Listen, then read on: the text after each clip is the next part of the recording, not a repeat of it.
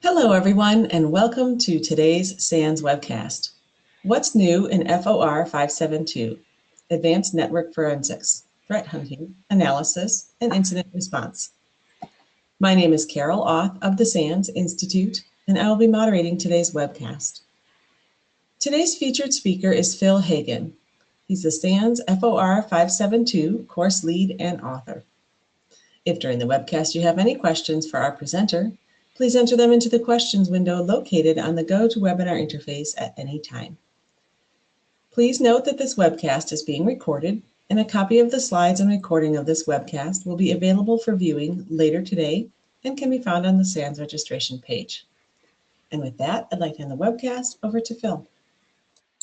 Thanks very much, Carol. Appreciate that. And welcome, everybody. Glad to have you here today. As Carol said, my name is Phil Hagen, and I am the course lead for our Forensics 572 class on Advanced Network Forensics. And I'm glad that you could join us today. I see a bunch of familiar names in the list of attendees, so welcome back. And for those of you who I haven't had a chance to meet yet, glad to virtually meet you by this interface.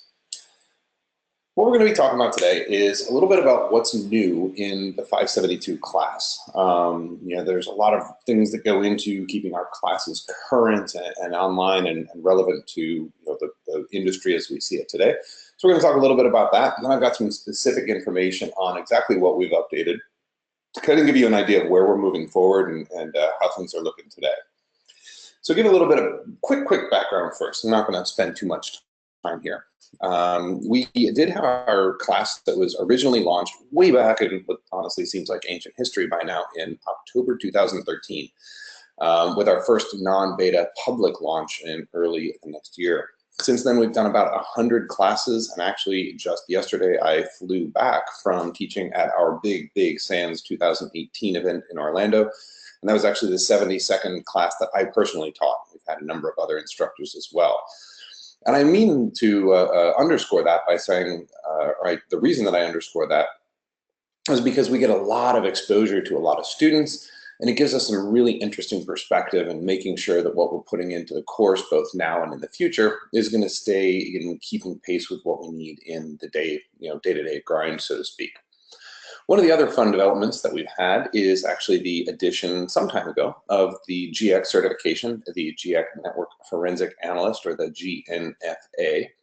And since then, we've had over 1,400 folks take and pass that test, which is really awesome to hear from people all around the world who have accomplished that certification. So certainly something that opens up opportunities with a lot of employers and a lot of workplaces, which makes the class more of an opportunity because there is a certification toward the end. In terms of the updates themselves, we always are updating our material. We are required in 572, we turn in 2 updates per year. So you're always going to get the latest, freshest information. And it basically is focused on 2 different things. We update based on new tools, new techniques. I'll mention a couple of those specific additions that we've got in the current version in just a couple of moments here.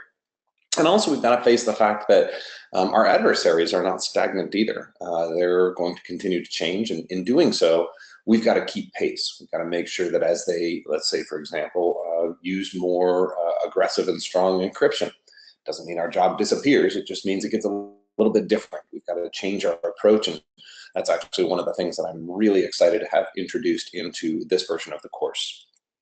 A little bit of really brief background on myself. I won't belabor the point too terribly much here.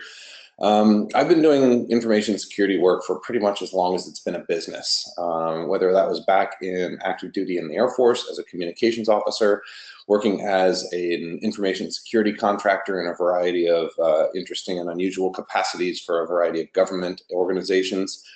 We're doing law enforcement and commercial work where we were looking at organized crime. We were looking at, for example, a lot of nation state actors, of course, that eventually started looking like organized crime as well. So a lot of that perspective is what's been built back into the course. I like to tell folks who are interested in or taking the course that there is nothing that we cover in the material that is theoretical or, hey, somebody might do this someday. We're only showing you stuff that's been demonstrated, tried and true, attacker, proven methodologies. And I think that that really brings a very important air of legitimacy to the course. Well, these days, in terms of my non-SANS work, I do work at Red Canary. We are a managed threat detection company. It's threat detection and response. Really exciting stuff going on there in the endpoint space, dealing with massively huge big data analytics. And even though we do have some network visibility, we aren't doing the typical network monitoring that you're going to see feed into the course. There's a wonderful nexus between those two vantage points, but it's pretty fascinating to see how we can focus on the nexus between the two instead of the overlap. So a lot of what I do in my day job doesn't have 100% like I said, overlap with what we're talking about in the class, but we can talk about how network informs host forensics and how host can inform network on the other side. On the SANS side of the house, I'm a senior instructor with SANS. Been teaching here for about 8 years, and had the great honor to be the course lead for Forensics 572. And as I like to kind of joke around sometimes, this is what I affectionately refer to as my third kid. I've got 2 kids here at home, 12 and 9, and then this one's pretty close because it takes a significant investment of time and certainly a degree of passion to keep this up and running. I think that that's something that really bears mentioning. Outside of all this, I'm coming to you live from southern Delaware. I'm in Sussex County, Delaware, on the east coast of the US. Just got back here yesterday, like I'd mentioned. And outside of all the information security stuff, I do my best to try and at least focus some time when I'm not looking at a screen. It usually ends up being through running. And as many folks know about me, I'm a big craft beer fan, so I certainly sample what I can from the local breweries here, including Dogfish Head. But more than that, I think that just since I can remember, since I was about 3, 4, probably 4 or 5 years old, actually, I've just been a big fan of technology in general. So that's something that's brand new, something that's, not something that's brand new, rather, something that's really been kind of fused into my approach. So let's talk about the very first change here. The very first change is, we changed the title, to be honest. And in changing that title, we wanted to reflect the fact that the course has been useful for people in a lot of different capacities. I get it, the name's kind of a little bit, a little bit verbose, a little bit long. However, it is going to accurately reflect a lot of the use cases where network forensics comes into play. And that's because as we got through the course and offered it to a number of folks, I always do kind of an informal poll, figuring out where people come from, what their day job is. And in that regard, we found that people were coming from, a lot of different mission areas, not just forensics and investigative, but we even got a lot of folks coming in from security operations. So although that's not our core intent and use case, it certainly has kind of a benefit along the periphery. First use case up, though, is going to be threat hunting. And I get it, this is part marketing term, part new strategy, part something we've always been doing and didn't really have a fancy name for it. There's a lot of different definitions for threat hunting out there. So instead of you thinking of what your definition is right now, let me try and take one brief moment here and kind of give you the SANS standard definition. As you see here on the slide, we tried to distill this down. We've actually worked on this for many, many hours, actually many years, to be honest. We distilled down the concept of threat hunting to the simple concept of examining existing evidence with new intelligence. So it's the kind of thing where you learn something about attack methodologies that have been going on for a while, but may not have been something you're looking for. Maybe that's going to be certain indicators or other certain artifacts. And then you go back through your existing data stores and use them to identify whether or not that threat actor has been active in your environment. It inherently is a retrospective process. It's something that's always looking back. And everybody's got different names for these. You see here continuous or proactive incident response or proactive investigations. Names and specific terms aside, it's just looking back across existing data. And the reason that we put that as a square right up front use case for network forensics is that a lot of that threat intelligence data is coming in the form of network-based indicators. That might be as simple as IP addresses, that could be host names that you might be looking through in your passive DNS collections. That could be user agent strings in your HTTP artifacts, or specific byte sequences in network traffic, which certainly feeds more toward that IDS mode of operation. But we, in our world on the investigative side, can take all of those and now look across those existing data stores, your existing passive DNS logs, your existing NetFlow captures for IP address or port behaviors. All of those are absolutely ideal. So our course definitely does address those particular requirements. And I think it's becoming something that a lot of organizations have finally seen the value of this concept of threat hunting in whatever incarnation you might prefer, and be able to take advantage of that to improve their organizational posturing with regard to employing threat intelligence data. But the second one up is kind of, I hesitate to use the word traditional, but I can't think of a better word on the fly right now. It's kind of the traditional use case here, where you've got a forensic case. Maybe that's going to be based on employee misuse if you're in a corporate organization, or based on somebody who brought in some malicious software through some mechanism, whether it be intentional or not, and it caused some kind of a significant negative impact. Or maybe you're working to support or in law enforcement in those arenas where you may be moving toward a courtroom scenario. Now, those all are very important areas to work, and certainly kind of the classic forensic implementation or mindset, if you will. However, as you start looking at the network artifacts that you're bringing off of those stored images, whether it be through some kind of a live response or a triage type collection, and you pick up web activity, for example, what do you do then? You just kind of say, well, it looks like this URL was visited. Well, that might be all you can do, but what if you could go to another platform like a proxy server or something like that and say, well, geez, I found that not only did that one system that we were looking at visit that URL, I found these other 4. Maybe they're related. Maybe it's a coincidence, but you start to be able to make good sense out of what you're looking at, and it's enriching your observations that you're pulling off of those endpoints. The other one is that we may be able to increase our collection during an incident. Maybe just that individual case where we say, well, geez, we've got a subject that we believe is up to no good.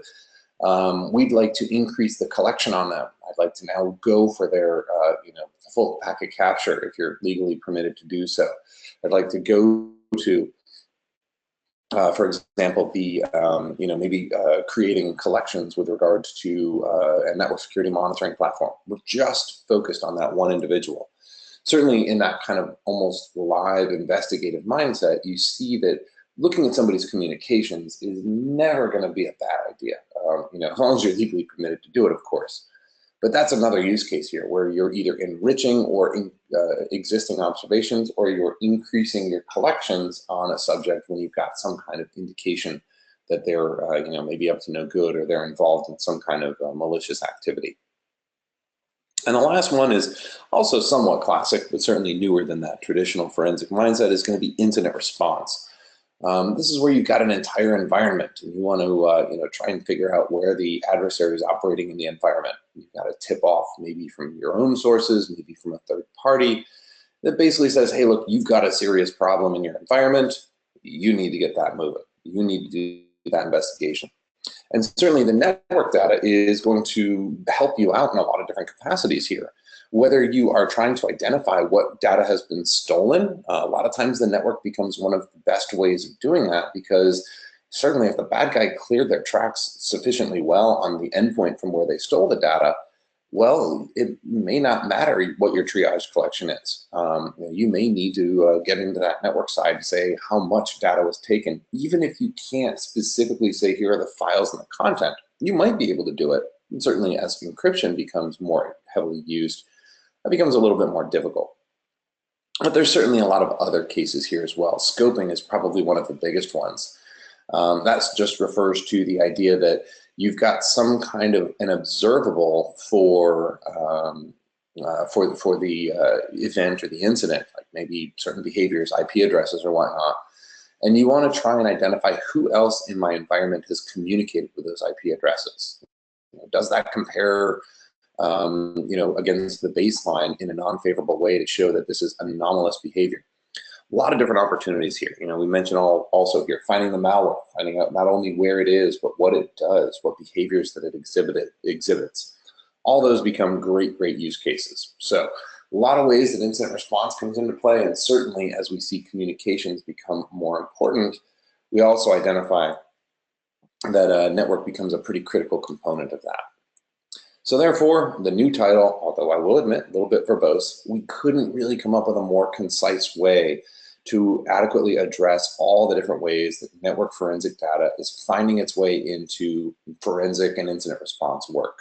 So that fully covers us, and certainly with that, we can kind of go forward and say we're comfortable with the name that we have and think that it really reflects what our students are doing on a daily basis. So let's talk about some specific course updates. Man, we had a ton of great stuff that we integrated in here. The first one that I was very excited about is we've always talked about proxy servers and how they can be a very versatile and helpful component of an investigation. But we've now added on a completely new walkthrough, actually. I completely redid the entire proxy section and the example that we have because our example proxy now is performing SSL interception. And this is a little bit of a legal and, to be honest, a bit of an ethical, contentious area here. But realistically, we're not going to see the use of encryption go away. There's a recent study out from, I forget who, one of the big consulting or management companies, and they basically had said that in their study, it reflected that over 50% of all web traffic now is using HTTPS. I don't think that's going backwards anytime soon. Now, when it comes to actually intercepting that connection, it means that you and I are able to observe that communication. You see right down here, this, IR team inspection platform. That could be just a web proxy. That could be, a router that's doing that, for example. There's a whole bunch of different options of what you might be looking at there. But that node, whatever it is, whatever format it takes, is going to allow you and I, as long as we can get in the middle, to decrypt and observe that communication. And obviously, when you start decrypting communications, the contentiousness is pretty obvious. You might be dealing with personal information or restricted information with regard to credit card or healthcare data. So we've got to do that in a judicious way. And even though that gets a little bit outside what we cover in the class, we do touch on that just a little bit. I like that our walkthrough does show you that if you don't have that type of visibility, you're going to be at a severe disadvantage when it comes to trying to characterize traffic, especially when it comes down to looking at, maybe that malware system over here. Maybe we're not going to do man in the middle against every single one of our clients. Maybe we're just going to do that by specifically routing known malware infected systems through that system, through that proxy. But the bottom line here is it shows that without that visibility, you're going to be, as I said, a disadvantage, and the detriment there is not going to be going away anytime soon. Other material that we've got, there actually was a very major update to Wireshark specifically as a tool. That's our packet analysis utility, graphical as well as a text mode equivalent called T-Shark. There were very significant updates to Wireshark between the previous version of the class and the new one that's launched now. I'm not going to go into like a laundry list of every single one of those, but it is significant enough that we now had to adjust, and for the better, we had to adjust our workflow for a number of our labs, which was really kind of fun to see because now it frees up some time for us to explore some of the other cool facts and other cool artifacts rather inside our traffic. But as Wireshark is not the only tool that we use. It's very good for some things. It's not terribly well suited for a lot of what I would consider the enterprise-centric network forensic workflow. But it is going to be useful for us when we isolate out a small chunk of traffic that we're interested in, and we got to roll up those sleeves and dig in deep and figure out what the heck's going on. So latest Wireshark, latest features really has upped the game for us and made the entire workflow a lot more smooth. I also added in some interesting things to the SMB section, that of course being the Microsoft file sharing protocol that we talk about specifically at the end of day 3, section 3 of the material. And of course, this really got a lot of press lately when we were talking about the WannaCry disaster. because of course a lot of people recognize they had SMB version 1 in their environment that they hadn't identified previously. It was really big issue for folks, understandably so. So we actually saw that Microsoft responded by significantly adjusting the normal behavior of SMB clients and servers with regard to their latest creators update with Windows 10.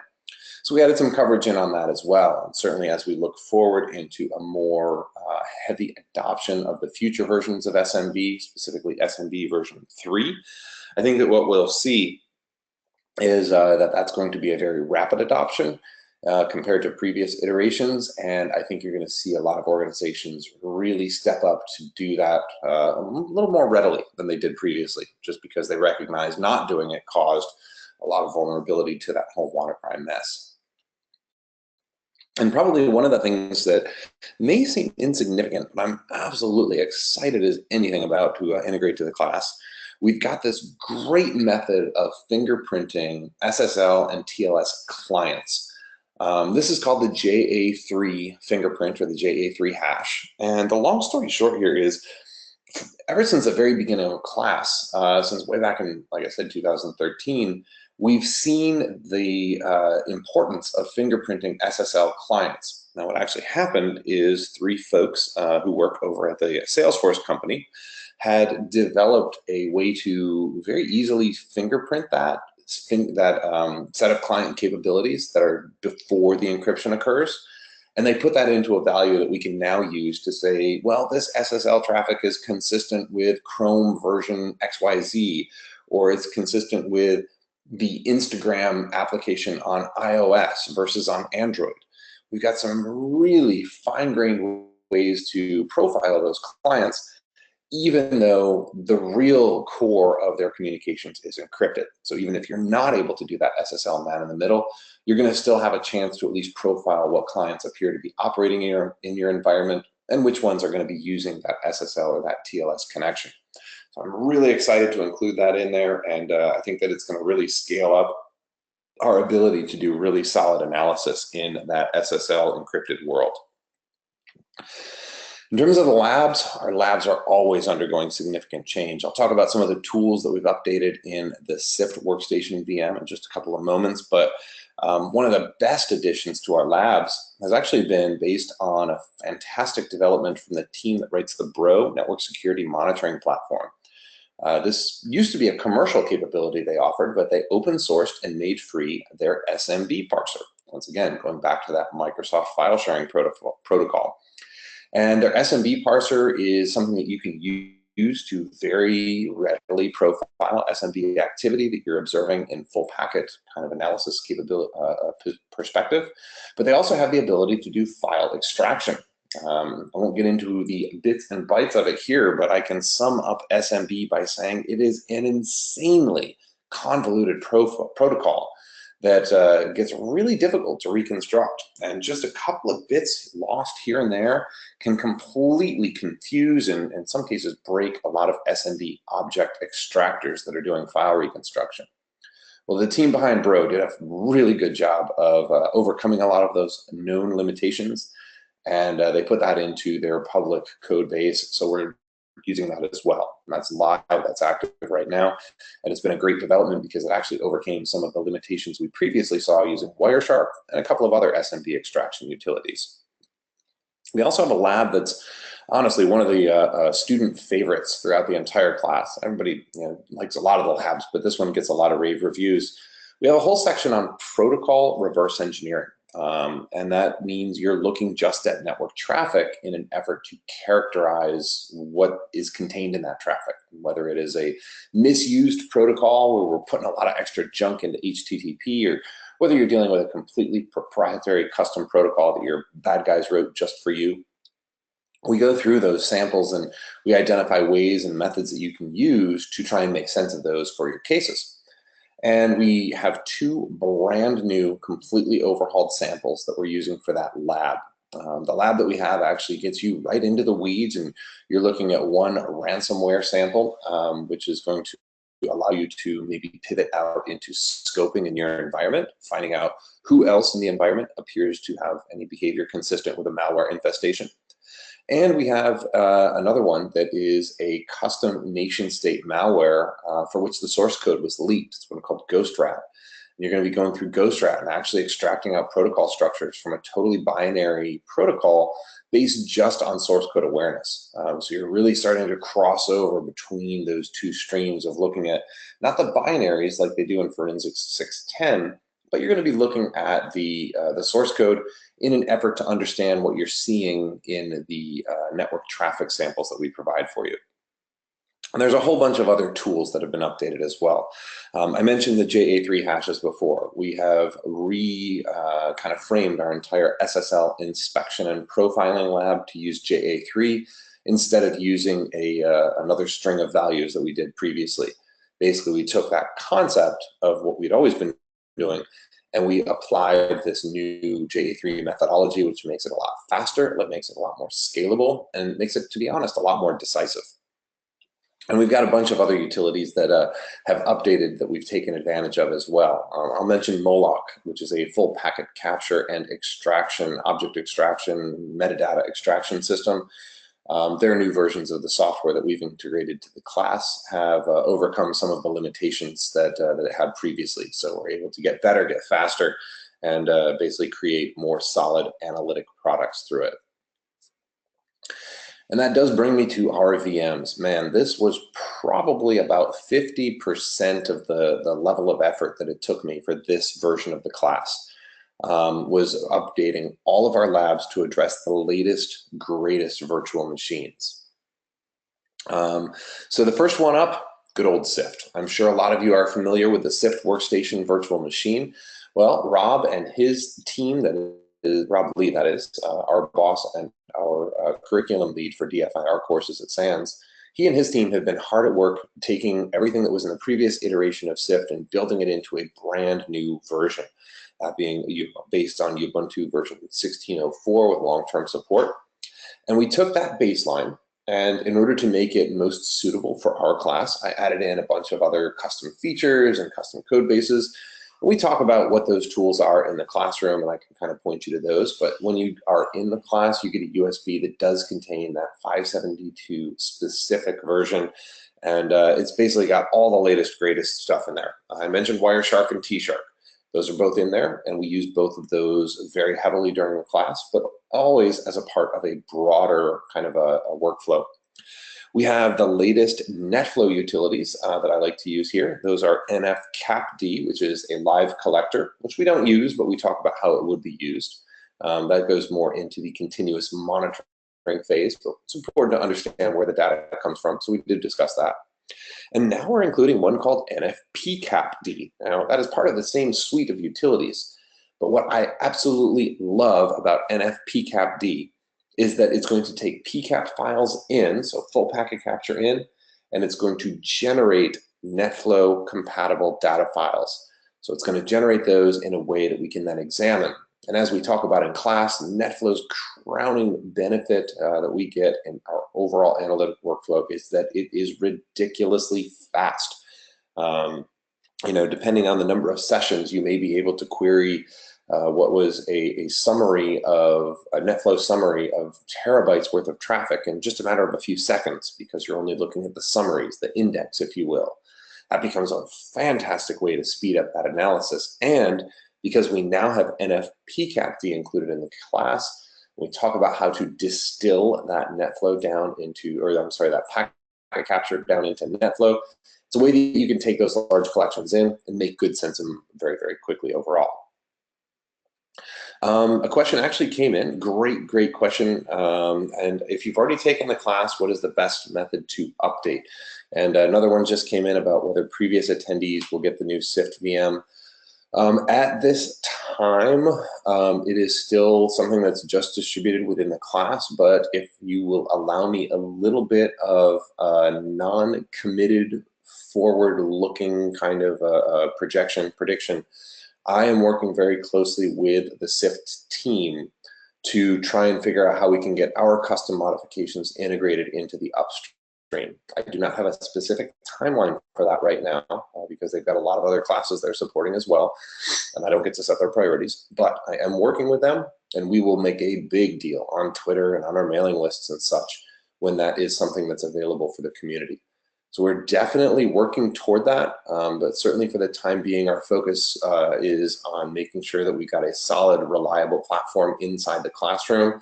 So hopefully we'll see that happen in the coming months. I know that we're going to make a big deal out of it when we do. So hopefully that will help to address the the forward-looking stuff. Another good one: can VirtualBox be used in class instead of VMware? At your own risk, yes. That is not something we support. I can tell you that a number of people have been successful with that, but in an effort to ensure a consistent experience for students, VMware is our supported platform in the classroom.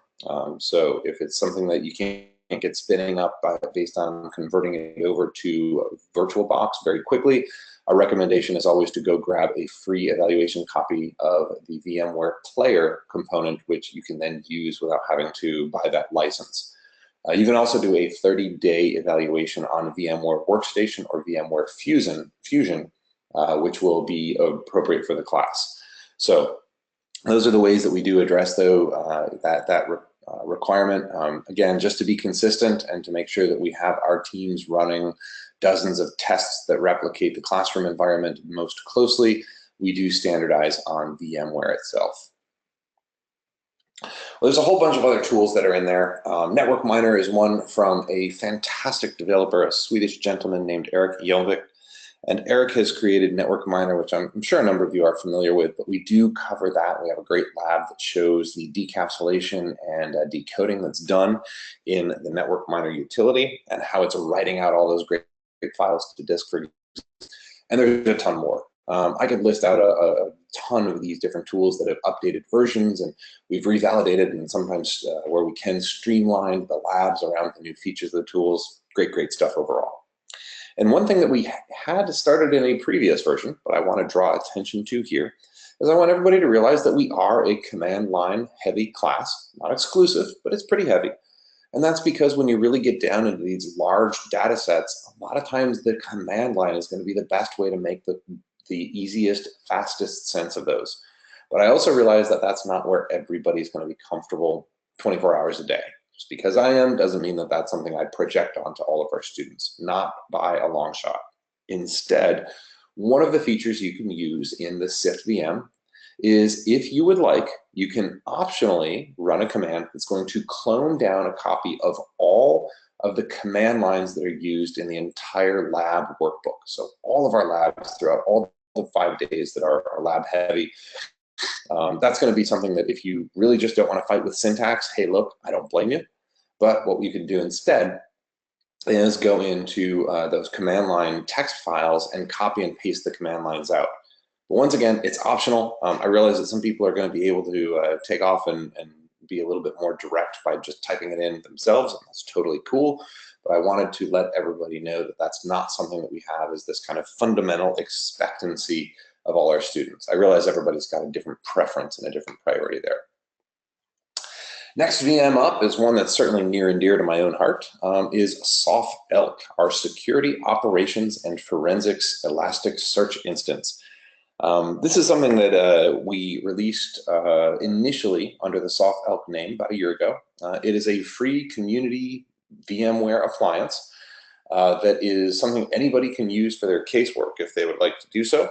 And it allows you to ingest a significant amount of data in the form of log files or NetFlow, and then provide some visualizations across that. So some really neat capabilities overall, helping you to make sense of, in some cases, hundreds of millions of records, whether that be NetFlow or logs in a couple different formats. This is something that I built myself, and it's something that we do distribute as a part of class, and we cover how to use it in its primary use cases. But once again, it is also a community resource. So if you look for SoftElk VM, you'll get to our download page, and you can go grab that this morning, this afternoon, depending on where you are, and you can start making use of that as well. We have updated that for this version of the class. We've included a bunch of new parsers. It's going to have a bunch of other capabilities that we discussed. And we have really doubled down on this for both log and NetFlow analysis in the class. It does a whole bunch of other stuff. It's being used in a few other SANS courses right now, and we've got some loose plans to include that in a few additional ones.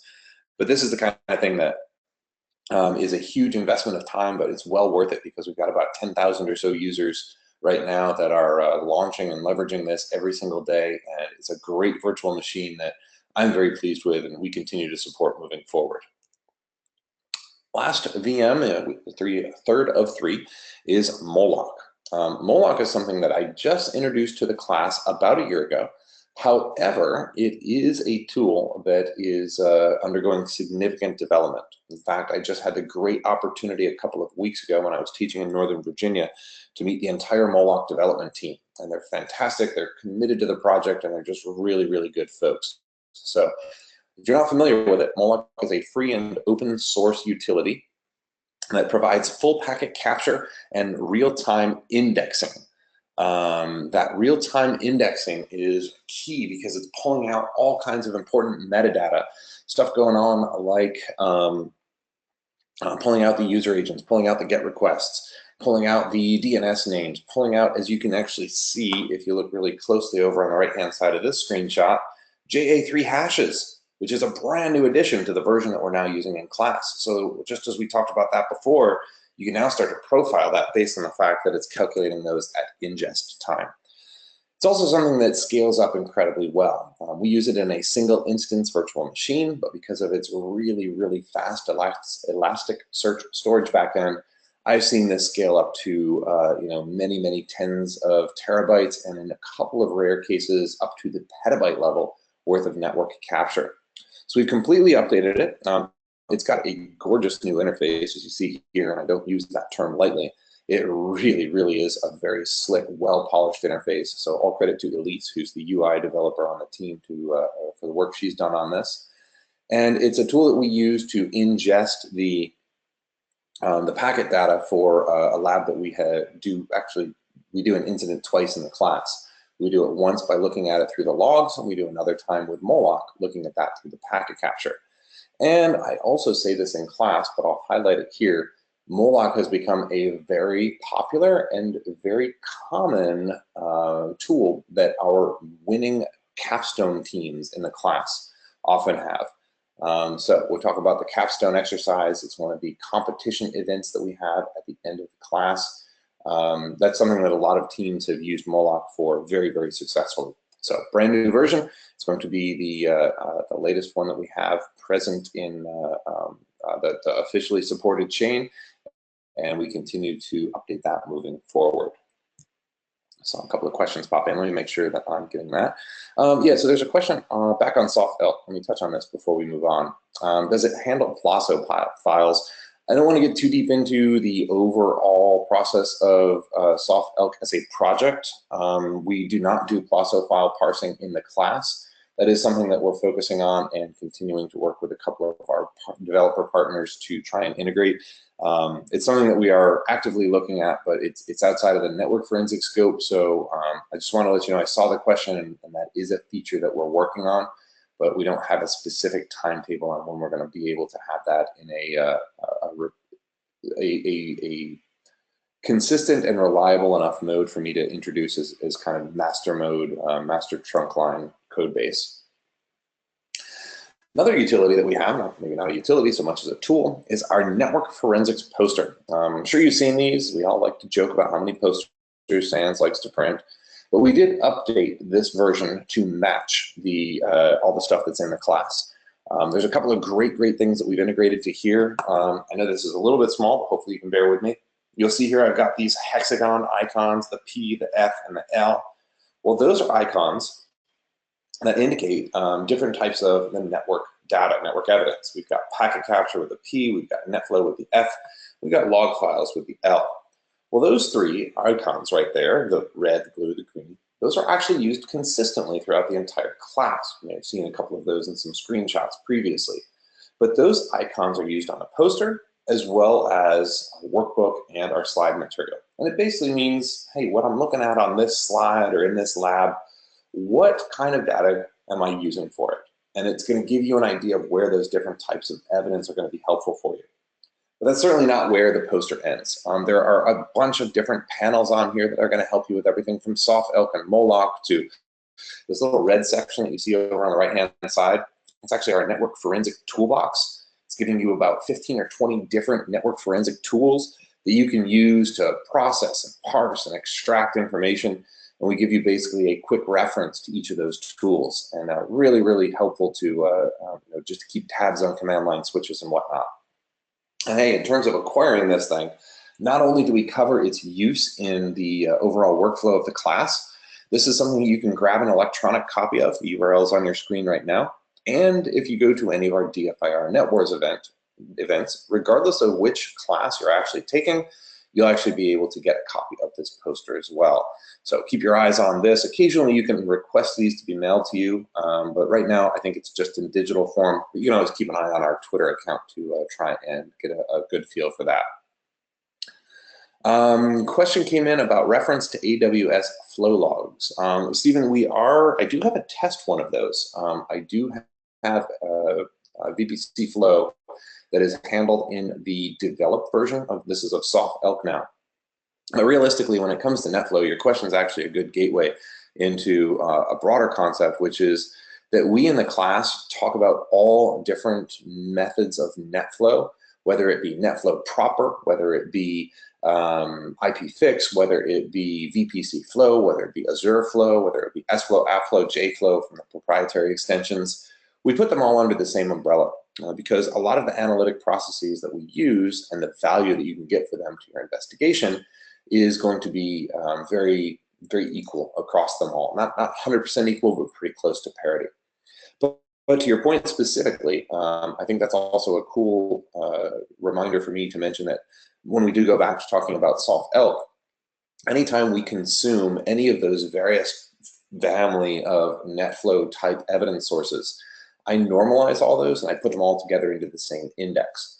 So whether you're looking at bros con.log file being parsed, whether you're looking at VPC flow, NetFlow version 5, NetFlow version 9, or SFlow or any of the other extensions, it's all going to put that together into the same index. So you can actually look at things with a consistent lens and get a really good idea of what's going on. So very good question, and that's something that I hope we will have out in the coming couple of weeks to months, depending on what some of our testing comes through with. But overall, back to the class, boy, I'll tell you, I could spend a ton of time talking about all the new stuff, and probably one of them that everybody recognizes first and gets most excited about is that we have a brand new coin. In fact, all of our DFIR classes now have class-specific coins. If you haven't seen them, go check them out. We have some awesome artwork, and I'm really pleased with how this one came out. I can't claim that I drew it. I worked with an artist to create this, but I think it looks really, really awesome. Maybe I'm a little biased there. But this is the coin that gets awarded at the end of the class. I touched before on the fact that we've got a capstone investigation on day 6, and that's going to be an all-day lab where I give you a ton of evidence, a little bit of tasking, and all of you work in groups in order to compete for the coin. And the winning group wins the coin, wins the title of lethal forensicator, and that's going to be the kind of thing that a lot of employers like, and certainly gives you a ton of bragging rights around the office and just among peers because, hey, it's a tough thing to win, and those that win it really, really earn it. It's not something we hand out. So that coin that we got up on top there is going to be just for our class. Next up, we've got our GEC again. Now, I mentioned this previously, but the GNFA is our certification, and it is updated to match all the material here. So you don't have to worry about getting an old version of the test or anything like that. They update everything to match exactly what you're seeing in the classroom. So I just like to reassure everybody that you don't have to worry too much on that. And we talk more about the process of the GEC test and such in the classroom to the extent that I'm allowed to. But basically, it's a multiple choice test, just like all GEC exams. You go to the testing center and you go ahead and fight for the GNFA title that you can add on to your list of accomplishments. Last things up here, we do have a class notebook. And I like to mention this because it's not just for each individual class. This URL that you see on your screen is actually a collection of resources that I've built over the years. Some of these are really small, some of these are really in-depth. Yeah, I've got a couple of academic papers that have been added, for example, in the recent months that really cover some pretty awesome network forensic topics. However, this is something that anybody can use. You go to this URL, it bounces you into an Evernote resource. If you use Evernote, you can integrate that. If you don't, that's fine. You can just go ahead and search that through on the web interface there. But this is a great resource that I use when there's new tools or new methodologies out there that they're mentioning. I just saw one today that I honestly have not used before. I've never saw it before. But it lets you use grep across log files, but instead of grepping just for strings, it lets you grep for CIDR block notations. And I don't know about you, maybe I'm strange in this regard. That's really exciting. I'm pretty pumped about that, to be able to grep for CIDR block net block notation. So I'm going to give that a shot later on, and when I have a chance to test it out and really kick the tires, I'll put a link on that to the notebook. I saw a question come in too before I go on. Okay, it sounds like we've got some technical stuff here. If so, please bear with us on that. You'll get the recording of the this when we're done. So just keep in mind that that's something you can use to go back on. Apologize for that, but the internet being what it is, sometimes we have a couple of lags or delays. So hopefully it's been better for most folks. The last note on here is probably the most important. When can I get all this brand new awesomeness? And the answer is right now. We launched this new version of the class, about a month ago, if I'm not mistaken. And we are continuing to use that into both the live events as well as with our on-demand delivery. So we have live events where you go to the conference. We have simulcast where you can take that at a conference but remotely. And then our on-demand is going to be where you download basically a recording of the class, and then you can take that at your own pace, however you would like. And I've got a bit of a secret here. I am really pumped about this. This is the first time that we now have in this class a video recording. Now, our on-demand is an awesome way for you to learn this at your own pace. It involves typically you downloading a copy of an MP3 that is me teaching the class, the same version that you have in the books. And we still have a lot of that material, but let's face it, there's a lot of stuff that we do in the classroom, whether it be demos or whether it be just kind of more person-to-person discussion type material, that is better suited to some kind of a face-to-face, whether it be real or virtual. Well, we requested and we were granted the permission to do a studio recording of 572. So just like you see in that lovely screenshot on your screen right now, that was me sitting in a TV studio for a day, 2 days actually, and recording the portions of the class that are better suited to that other kind of more personal delivery. Again, things like lab demos or interesting little extra bits and pieces to the labs that are kind of fun ways to explore things further. So I go through those, and the SANS On-Demand online learning team has done a great job of splicing in those video portions with the audio recordings. So I recorded this back in Anaheim, again, about a month or so ago, which is this version of the class. I recorded this in the studio, and they went ahead in post-production and edited that together into a brand new way of getting on-demand content. So for those of you who prefer to take it on demand, it's a great opportunity. And I also got to mention that a lot of our students who especially prepare for the GNFA, we've got a lot of material to go through in the week of class. They will actually take advantage of the on-demand as a means to supplement their kind of awareness, their learning. So they'll go back in a couple of months after class with the on-demand bundle, and then they'll go ahead and go through areas where they might want to revisit or other areas that they might have had to step out during class for. So that's all a bundle price, and SANS takes care of everybody for that. I'm not involved in that portion, but I do like to mention that if you take the class in person, you're not missing out from this alternate delivery method, which now includes that awesome video component as well. So that all said, I've got about 10 minutes left, give or take. I'll leave this up for a couple of minutes before I go to the closing slide. We got this class going a lot of places all over the world. Every time I go back and see where it's being taught, I'm fascinated by all the different locations, and definitely think there's going to be a place near you. Now, a couple of things. This is not all my classes. We do have a couple of other wonderful instructors, my very good friends and colleagues, people I'm fortunate enough to call both, Ryan Johnson, Hal Pomeranz, Matt Bromley, who is up and coming. I've got a co-teach with one of our new instructors when I am in Copenhagen. I'll be co-teaching with David Seeley, and he's a great instructor, and I'm really excited to have him on the team. And of course, as we look forward, more instructors means we can offer the class more times, more places, and that gives us great opportunity to reach more students. But this is the overall list. Again, I'm going to leave this up for just a little bit here. If you have questions, please pop them into the dialogue. I will answer them as best as I can. Canadian offerings, you know, I grew up fairly close to Toronto. I would not be opposed to getting back up there at some point.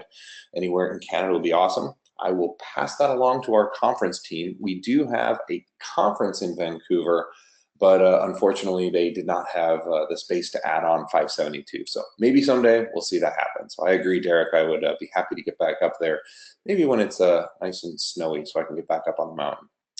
In terms of what's covered for SMB version 3, very good question. A couple of things about SMB 3. First of all, very few of our students are using it because this is only going to be the protocol that's used when negotiating between Windows 8 and newer on a client side and Windows Server 2012 and newer on, of course, that server side.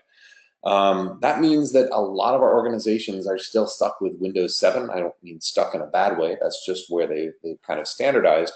So the overwhelming majority of all of our students, to the point that I informally poll, and I would hazard to guess that 90% of our students are still using SMB version 2.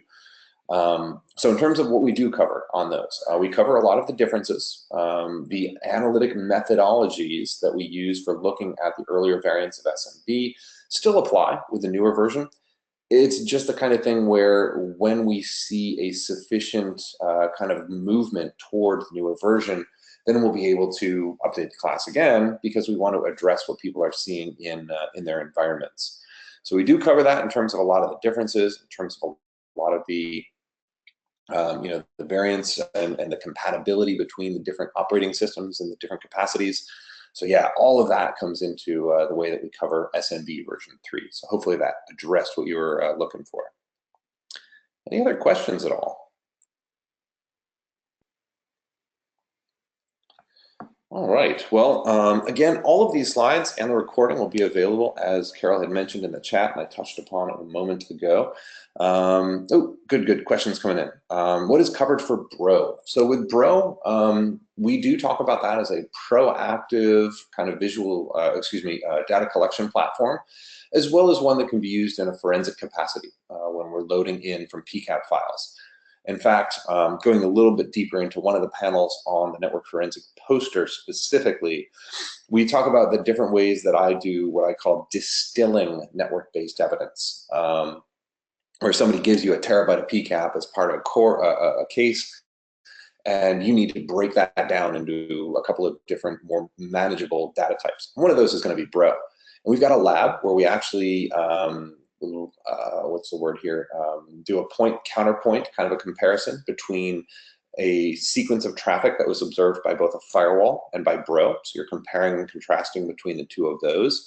And we talk about primarily the different evidence that it's going to provide for you and how you can create that evidence by ingesting the PCAP files. So really, kind of a higher level of a workflow. We're not talking about writing, Bro scripts and stuff like that. That's going to be actually done through a couple of our other classes a little bit more directly. But we do cover how Bro can be a great component of an incident response posturing.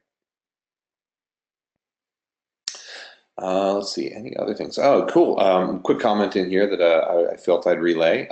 Moloch and Elasticstack in general, stuff that folks are using on a daily basis. Very cool to hear that, Walt. There's a lot of untapped opportunity, I think. So I'm hopeful that that becomes both good tools for a lot more folks than are using them now. Although it's great to see the momentum build. So I'm happy to hear that you're using it as well.